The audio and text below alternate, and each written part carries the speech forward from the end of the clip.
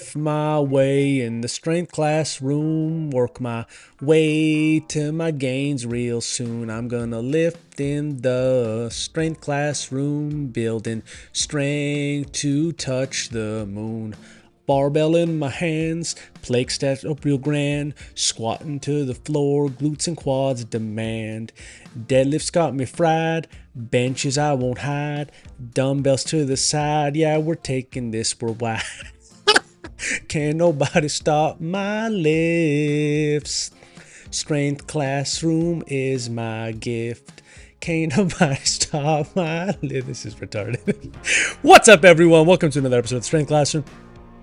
Today, I'm showing you a dynamic effort lower body movement. Just get a little bit of athleticism before we start off. I got these from Phil Daru.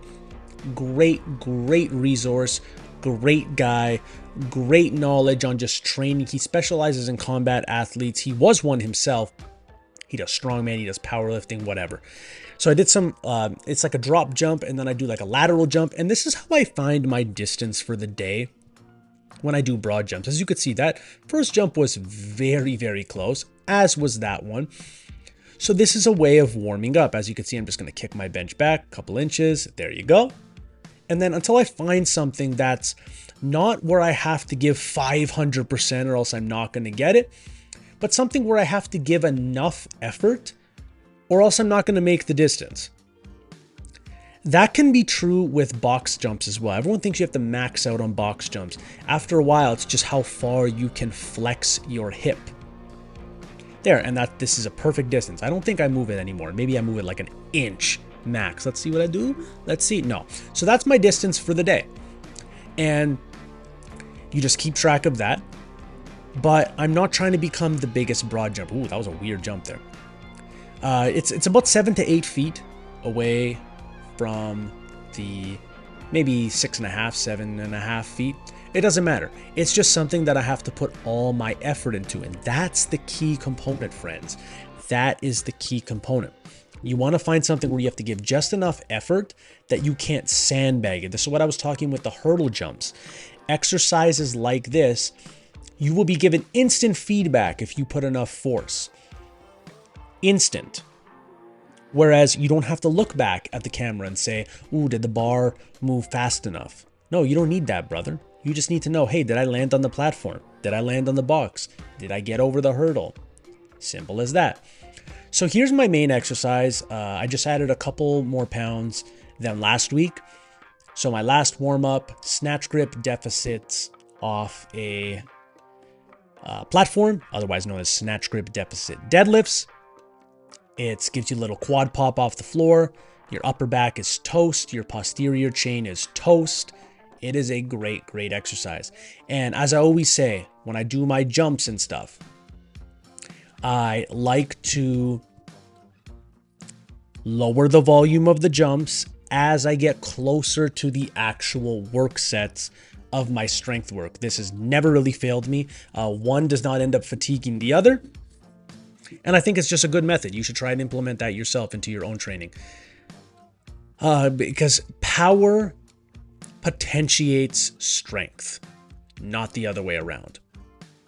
And like it just said there, it primes your CNS, which is what is ultimately going to allow you to get more strength in the long run.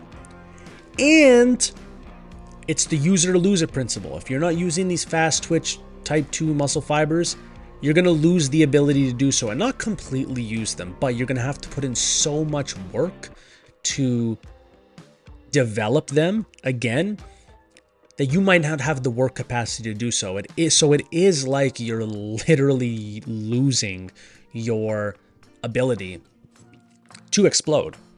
It's why athletes can't play at the same level forever. So here are my actual work sets. You have snatch grip deficit deadlifts,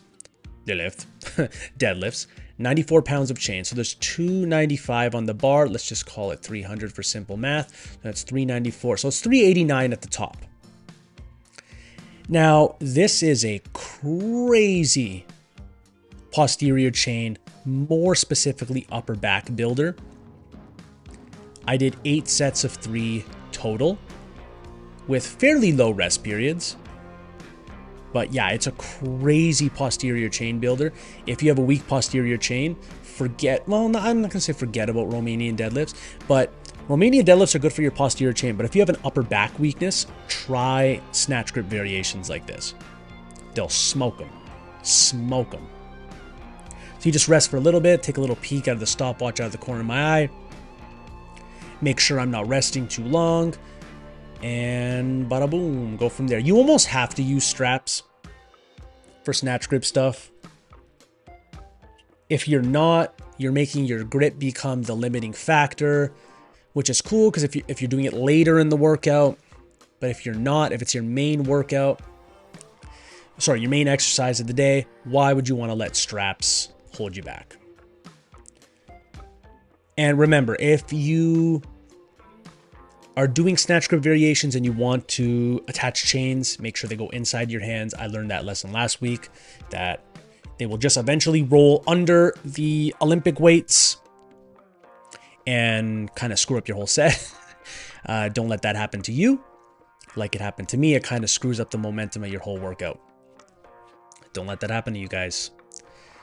It gets really hard to lock out after a while, just because if you've never used bands or chains, you won't understand why the lockout kind of catches up to you. You'd have to see it for yourself. Now, Hatfield lunges.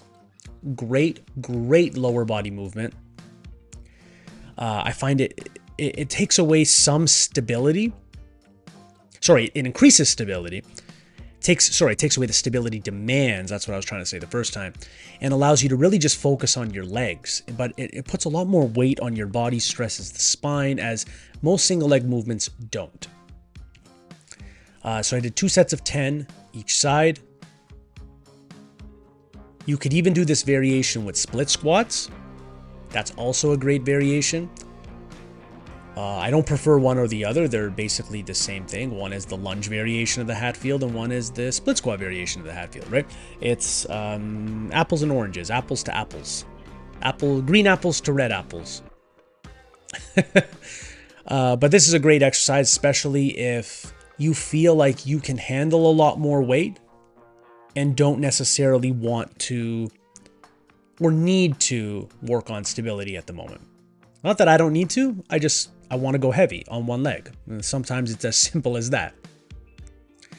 And last, just to finish off the workout, because this was a quick one, hip openers. I got my heaviest band, loop them around my legs, gave me rashes, ripped off body hair. It was a wild experience. But it's just basically the bad girl position. I know that machine at the gym is called good girl, bad girl. I'm basically just opening my hips. Simple as that. And I try and do a little pause at the end because it is not machine based. So I am not getting much resistance at the beginning of the movement. So I make up for it by pausing at the end. And that's a good angle of my crotch if you want to check out what my balls look like. But that's all there is, ladies and gentlemen. If you like this video, like, share, subscribe, do all the good stuff. If you have a question for me, drop them in the comments. And as always, have yourself a great day.